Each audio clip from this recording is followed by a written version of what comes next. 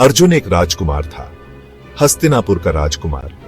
वो एक योद्धा भी था, दुनिया का सबसे बड़ा धनुर्धर।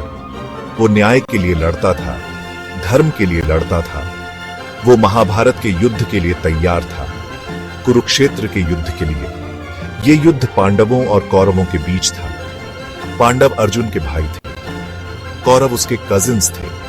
दोनों तरफ बड़े बड़े योद्धा थे, दोनों तरफ पावरफुल एलाइज थे। ये युद्ध जमीन के लिए था, ये युद्ध पावर के लिए था, ये युद्ध सही और गलत के लिए था।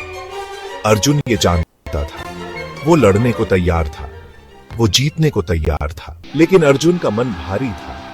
उसने दुश्मन की सेना देखी, उसने अपने परिवार को देखा, उसने अपने गुरुओं को देखा, उसने अपने दोस्तों को देखा।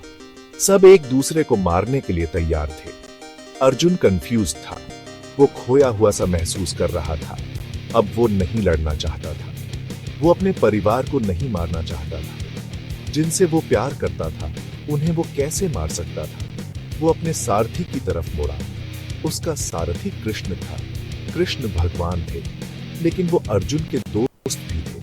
अर्जुन ने अपनी शंकाएं बताई, उसने अपने डर बताए। कृष्ण ने ध्यान से सुना, फिर वो बोले।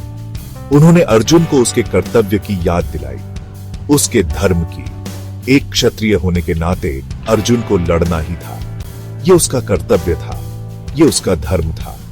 कृष्ण ने कहा कि शरीर मरता है, आत्मा नहीं।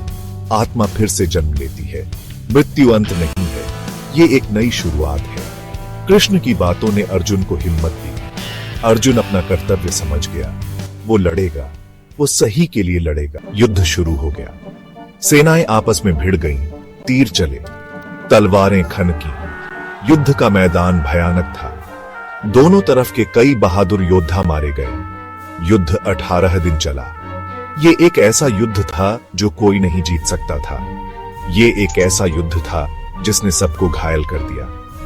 अर्जुन बहादुरी से लड़ा, उसने कुशलता से लड़ा, उसने धर्म से लड़ा, उसने पांडवों के लिए युद्ध जीत लिया। लेकिन जीत हार जैसी लग रही थी।